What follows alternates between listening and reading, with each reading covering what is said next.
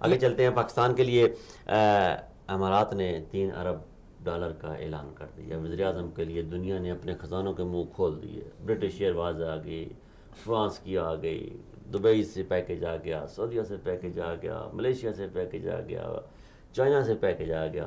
لیکن ہم پھر بھی ابھی ہماری کشتی بھنور میں ہی پھنسی ہوئی ہے. وجہ کیا ہے؟ دیکھیں، پہلی بات تو یہ کہ امداد جو آیا اس پہ تو یہ تو ہم فخریہ طور پہ نہیں کہہ سکتے ہیں کہ ہمیں امداد آ گیا دنیا سے.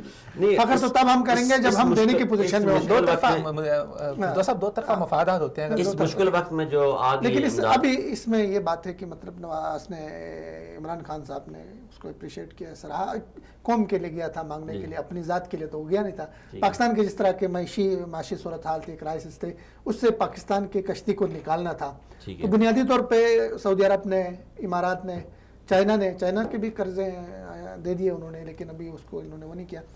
تو میں سمجھتا ہوں یہ حکومت کی بنیادی طور پہ بہت بڑی کامیابی ہے کہ پاکستان کی معیشت کو سہارا دینے کے لیے بھائی کوئی دوسرا ملک بھی دیتا ہے کچھ تو آپ کے اندر کے صورتحال بھی دیکھ لیتا ہے یار انہوں نے آگے واپس بھی کرنے ہیں یا کم از کم انہوں نے آگے چلنا ہے یا حکومت نے نہیں چلنا. تو یہ بہت اچھی کامیابی ہے اس کو. اور ساتھ میں جن ملکوں نے تعاون کیا ہے، سعودی عربیہ ہو گیا، امارات، چائنا، ان کا شکریہ بھی ادا کرنا چاہیے، ایز اے قوم بھی ادا کرنا چاہیے. صرف عمران خان نے اپنے بچوں کے لیے تو نہیں لایا. لیکن جب ماضی میں یہ امداد آتی تھی تو عمران خان بڑا چیختے تھے، کہتے تھے کہ یہ بتایا جائے قوم کو کون سی شرائط پہ یہ قرضہ لے کے آئے ہیں.